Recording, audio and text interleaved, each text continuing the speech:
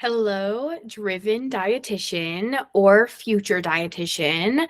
I want to run you through what it takes from becoming a student in dietetics to running a successful private practice. When I was a student, I threw the idea around of private practice, but I had no idea how I would get paid, how I would get contracts with insurance, that I would even do that. I had no idea that was even a thing when I was a student, but it is a thing. And that's how I run a six-figure private practice. So I want to walk you through all the steps that you need, because some of these things you can actually be thinking about now before you even graduate. Maybe you're even in year one of your dietetic program, but you can be thinking about what you need to do in order to be successful and have your own private practice right after you pass that RD exam. So let me share my screen here and talk to you about what this looks like. So this form here, you can see here, is maybe it looks familiar if you watch the cash versus insurance based private practice, but I want to give you a little more detail, especially if you are a student or a new dietitian. What do these things even mean if you've never heard about them before? So you're a student, you're in school to be a dietitian, maybe you're in your internships, or maybe you're still in undergrad and you're thinking about, where you're going to go for your master's program. But wherever you are, if you are still a student, first step is going to be graduating. But you can be doing lots of things while you're studying, while you're in school. Then the next thing after you graduate is going to be to pass your RD exam. And once you pass that RD exam, you are going to register with the CDR. So this is where you are going to basically register as a nationally known dietitian. You are a registered dietitian. So you're going to need this ID number that they give you when you register with your exam. So you'll get all the information you need to register after you pass your exam. And you're going to need this ID in order to get contract with insurance companies, in order to get a job as a dietitian. But if you're thinking about private practice, you're going to need this identification number. So then you pass your exam, you are a registered dietitian. Then you're thinking, okay, I'm going to do private practice. Whether you're going to get a different job first, or you're going to get a different job and also be starting your private practice, because you can do both, then the next step is going to be to pick your business structure. So your business structure, most commonly is going to be an LLC or a corporation. And this is something I would check in with an accountant if you have any questions. In state to state, it's going to vary on maybe what you do. But for me, I started with an LLC. There are some states where you need a professional LLC, which is needed for insurance contracting. So you need to have that because you're a medical provider. So an LLC or a PLC, maybe a corporation, once you start making more money, you do probably want to transition to an S Corp, which I'm still an LLC, but I have an S Corp structure. So I'm labeled as an LLC, but I file taxes a little differently. So check with your accountant if you have any questions, but establish that it is, I think, very affordable to do this, and it's a one-time fee. It's not like an annual fee you have to pay. So obtain your LLC or your corporation or your PLC, whatever that is in your state. And then you're going to need your tax ID. So this is separate than the LLC or the structure that you choose. Then you have to submit to get your business tax ID. This is basically like your social security number, but for your business. So as a single human, you have a social security number that you use to file your taxes. As a business owner, you want to use a business tax ID or an EIN or TIN. That is going to be where you are connecting all of your income and finances in order to file your taxes and be legal. So once you have that, you can register for your NPI. This is called a national provider identification number. And I have another video resource I will link here. But this is basically an identification number that you need in order to work with insurance companies or to be known nationally as a healthcare provider. And there are two forms of these, but check out that video to find out what this is more specifically. And then we have liability insurance. Some of these things are just like obviously checklist things that you can't do until after you graduate or after you pass your exam, but you'll want liability insurance. You can then choose which electronic charting system you want to use. This is going to be where you put all of your charts. This is going to be where you have your virtual calls with clients if you run a virtual private practice.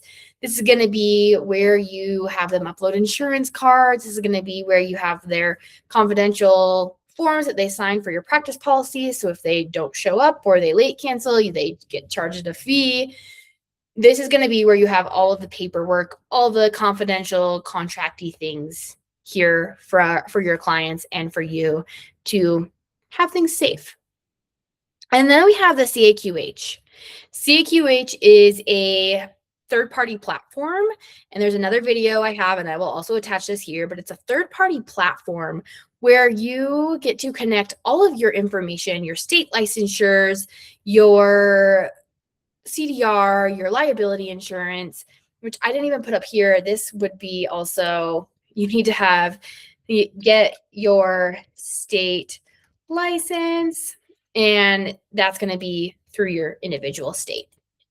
And then your CAQH, this connects your personal information to the insurance company. And so once you apply for your insurance applications, it will connect them. So that way they don't have to ask you for all this information or all the certificates or awards that you have in order to show that you are a registered dietitian who is legal, able to practice in the state, has liability insurance, all the things. And it's going to take that step out. So CAQH connects you. And you have to make sure you attest it. So every little bit you have to go in and affirm all your information is correct. And I think it's like every 4 months or so. So then we're on to applications, and you will just go in, you will search the insurance provider you want to get contract with, and you will submit your applications. Then you're going to get another application probably before you get the contract to sign, but then you have to sign a contract. This will tell you what you need to do as an insurance provider, what you are kind of legally bound to, but also how much money you're going to make for your sessions. And so you'll sign the contract. It has all the lingo, all the things that you need to know. And then lastly, you're going to file a claim. And so after you see your first client, you will file that claim and you'll get money into your account.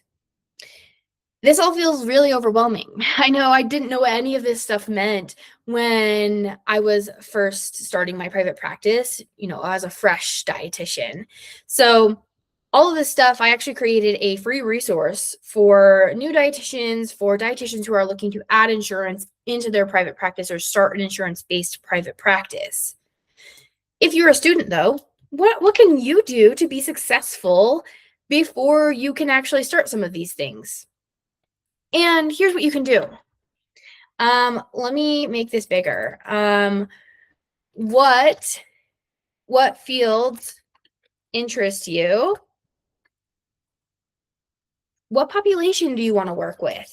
What is the category you want to be learning more about? What style of practice do you want? How can you make connections now?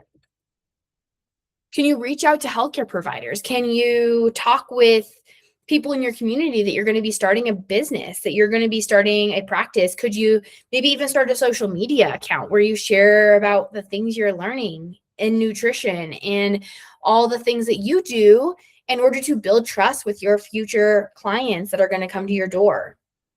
If you're about 6 months out, I would totally start thinking about building some leads, even that could be through social media, that could be through networking, that could be through just even identifying what population you want to work with and reaching out to those community groups and joining those spaces that have that opportunity for you. Other things that you can do as a student is to just really feel, you could pick your LLC, you could get that established. You could do a lot of different areas in order to be one step ahead of your peers, in order to feel ready to do your private practice. And even if you're like, should I have another job before I do private practice? Let me tell you something. You do not have to have another job before you start your private practice. You can go straight from being a student to having a private practice. Not to say you can't get another job and work your private practice at the same time, but you could start a private practice and start your first dietetic job and do them at the same time until your private practice either takes off or you love your other job and you need to scale back. Whatever it is, you can test the waters. You don't have to be 100% confident to start your private practice. You can learn as you go. You can be self-taught. You can learn how to be an expert at motivational interviewing. You can learn how to boost retention. You can learn how to network. You can learn how to start your insurance contracts and bill and file claims and submit and to get paid the money you deserve when you're first graduated. So if you are a student or a new dietitian, or maybe you're just watching this and you're like, I want to add insurance and I want to know how she went from being a student to successful. Great, welcome. But if you are a student or a new dietitian, you are capable of starting your own private practice and making an income, even if you are new. You are capable of helping people improve their nutrition, improve their lifestyle, to improve and better their health outcomes. And if you're like, okay, but how? Reach out, fill out the mentorship inquiry form I have in the caption here. Let's chat.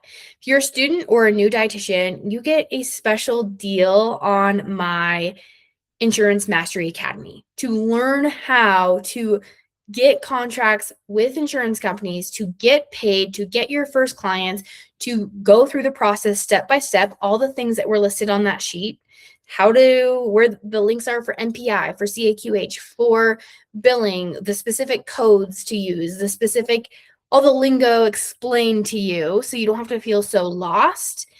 And you can be making an income more than someone else taking 60% of your income if you were to do like a group practice, telehealth group.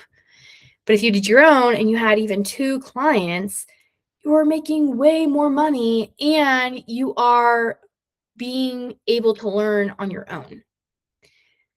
And there are so many community groups and support that you can join in order to have that other dietitian and learn from other dietitians. But if you are new or you're a student and you're like, I want to be ready to start my own private practice the moment I have my CDR registration and you are ready to get started, fill out the inquiry form, send me an email, tell me you're new, tell me you're like, I'm a dietitian in 6 months, or I've only been a dietitian for a year and I want to start my own private practice, and I will send you the discount code for Insurance Mastery Academy. I will link that below as well. And if you need anything, or you just want to comment what you learned, what you took away, and what other questions or things may be holding you back, let's talk through them and let's navigate this together. You are going to be an awesome dietitian and an awesome private practice dietitian at that.